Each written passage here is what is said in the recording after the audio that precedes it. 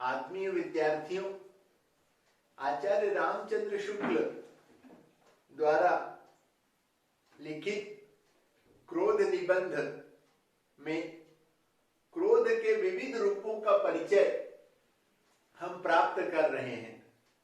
अब तक के व्याख्यान में हमने क्रोध की उत्पत्ति का कारण, सामाजिक जीवन में क्रोध की उपयोगिता, प्रतिकार, क्रोध का अंधापन, अपरिष्कृत क्रोध किसे कहते हैं, क्रोध एवं दया का क्या संबंध है, तथा क्रोध शांति भंग करने वाला मनोविकार है।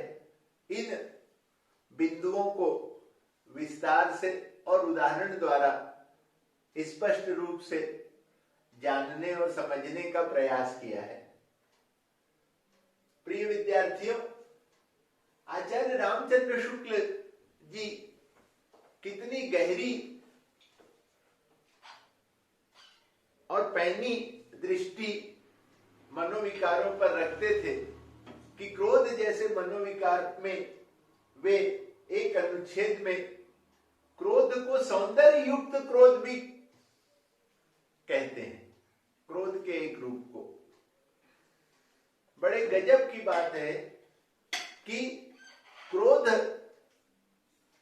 सौंदर्य युक्त है, सुंदरता युक्त क्रोध भी है। तो सौंदर्य युक्त क्रोध क्या है, इसे समझते हैं। हम या कोई भी जब दुखी होता है किसी के दुर्व्यवहार से, किसी के आचरण से, तो क्रोधित हो जाता है। अगर हमारा क्रोध स्वयं के दुख से नहीं है, अपितु किसी अनजान अपरिचित व्यक्ति के दुख से हम दुखी होते हैं, वह अपरिचित व्यक्ति हमारे से किसी भी प्रकार से संबंधित नहीं होना चाहिए, पूर्णतः अपरिचित हो, तो क्रोध की सुंदरता और बढ़ जाती है। आचार्य शुक्ल जी ने इसके लिए भी दो उदाहरण दिए हैं। एक रामायण के रचनाकार वाल्मीकि जी का उदाहरण है कि वाल्मीकि ने व्याध द्वारा क्रौंच जो पक्षी जोड़ा था, उनमें से एक के वध पर दूसरे को विलाप करते देखा तो वे अत्यंत क्रोधित हुए और उनके मुख से व्याध के लिए अभिशाप और क्रोध प्रकट हुआ। विद्यार्थियों, महर्षि वाल्मीकि का यह जो क्रोध था, यह सौंदर्य युक्त क्रोध कहा है आचार्य शुक्ल जी ने। क्यों? क्योंकि क्रौंच पक्षी के उस जोड़े से वाल्मीकि जी का कोई संबंध नहीं था। वे वाल्मीकि जी के द्वारा पाले गए पक्षी नहीं थे, उनसे उनका कोई संबंध नहीं था और वे केवल पक्षी थे। पर विलाप जो देखा और जो क्रोध हुआ, उससे रामायण का सृजन हुआ। यह है सौंदर्य युक्त क्रोध। इससे भी एक और अच्छा उदाहरण आचार्य शुक्ल जी ने दिया है सौंदर्य युक्त क्रोध का, श्री राम के क्रोध का। क्रोध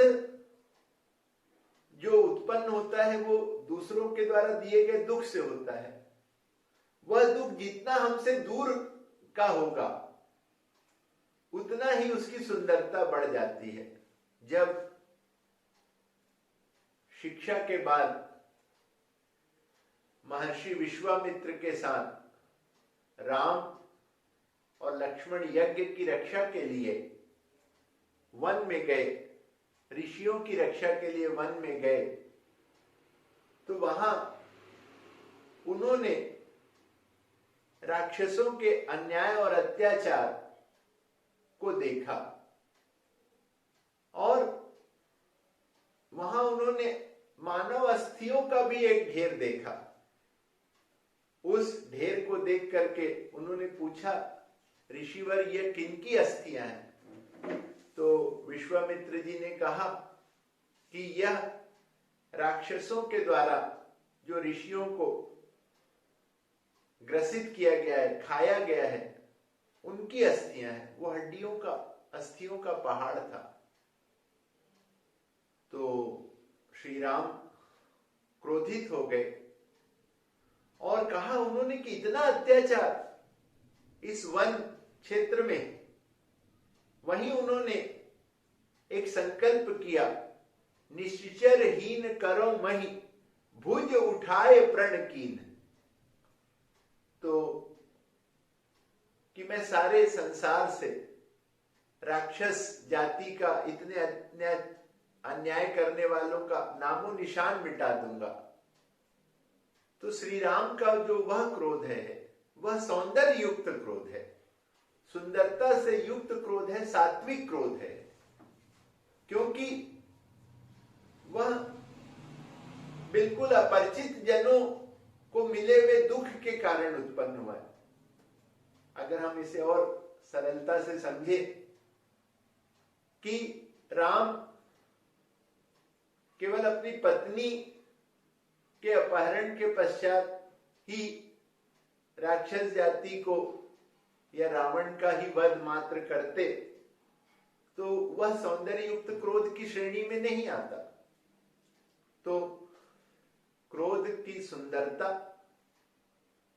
बहुत बढ़ जाती है जब वह बिल्कुल अपरिचित, जो हमारे पुर का भी नहीं है, हमारा स्वजन भी नहीं है, अपरिचित है, मानव मात्र है या जीव मात्र है, उसके दुख से हम दुखी होकर के क्रोध करते हैं। तो आत्मीय विद्यार्थियों, आचार्य रामचंद्र शुक्ल के इस निबंध का सर्वाधिक लोकप्रिय और सर्वाधिक चर्चित जो वाक्य है वह है, बैर क्रोध का अचार या मुरब्बा है। यहां वे बैर और क्रोध की तुलना करते हैं कि कैसे क्रोध जो है वो बैर बन जाता है। हम सब जानते हैं कि अचार या मुरब्बे का सेवन, तत्काल आम काट लिए और उनको मसाले में डुबो दिया और तत्काल करेंगे तो वह स्वाद नहीं आएगा, अपितु थोड़ा पुराना हो जाने पर, थोड़े दिन बीत जाने पर उसके स्वाद में वृद्धि हो जाती है। तो आचार्य रामचंद्र शुक्ल जी ने बैर को क्रोध का अचार या मुरब्बा माना है। बैर कैसे उत्पन्न होता है कि मान लीजिए हम बाजार में गए हैं और वहां हमारी गाड़ी को किसी ने चोट पहुंचा दी और हमें पता चला कि उसने या राम कुमार ने चोट पहुंचाई है।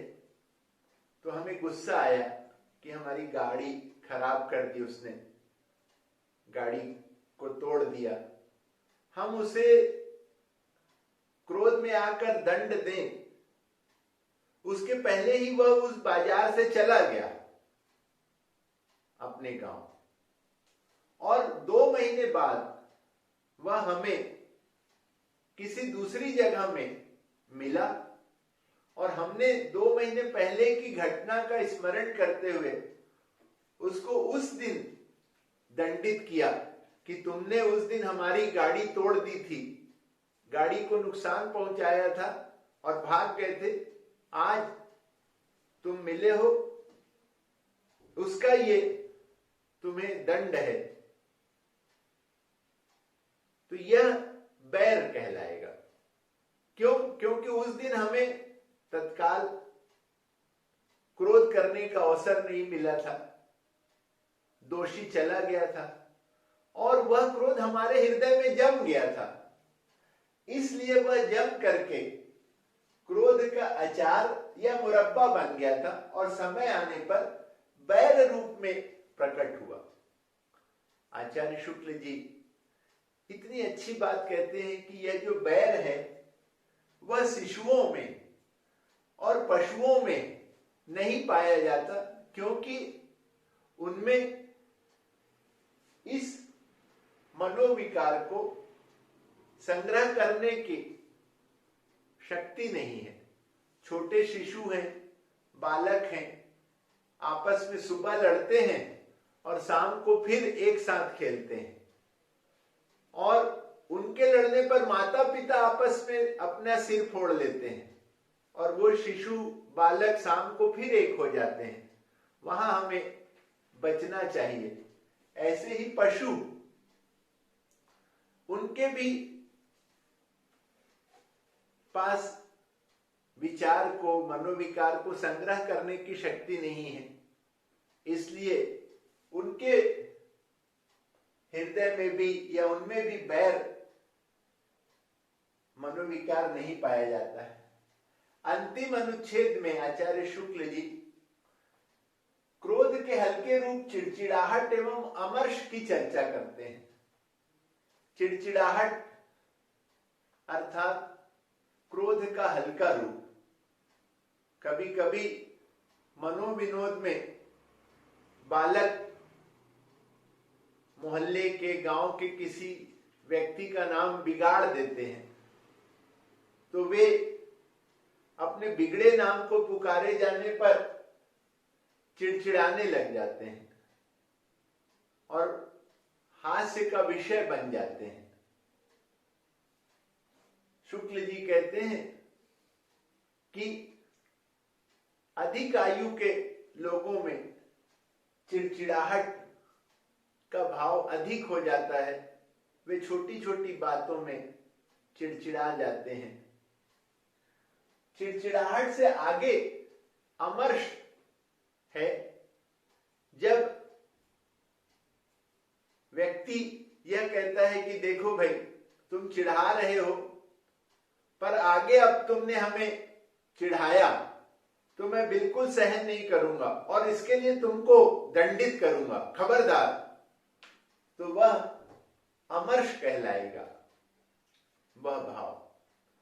तो इस प्रकार चिड़चिड़ाहट क्रोध का हल्का रूप है और अमर्ष उससे आगे का चरण है, जहां चेतावनी कि खबरदार, इसके आगे बढ़ोगे तो तुम दंड के भागी होगे। आत्मीय विद्यार्थियों, आचार्य रामचंद्र शुक्ल जी के इस निबंध क्रोध के मुख्य बिंदुओं पर चर्चा करने के बाद हमारे समक्ष क्रोध के विविध रूप स्पष्ट हो जाते हैं। तो कभी सौंदर्य युक्त क्रोध की स्थिति बने तो हमें अवश्य क्रोध करना है। कभी सामाजिक जीवन में क्रोध की उपयोगिता को ध्यान में रख करके भी हम दुष्ट जन को डराने के लिए क्रोध कर सकते हैं। इस प्रकार, और क्रोध के अंधेपन से भी हमें बचना है। यह बात ध्यान में हम रखेंगे तो क्रोध उपयोगी भी होगा और उसके नुकसान से, उसकी हानियों से भी हम बच सकेंगे।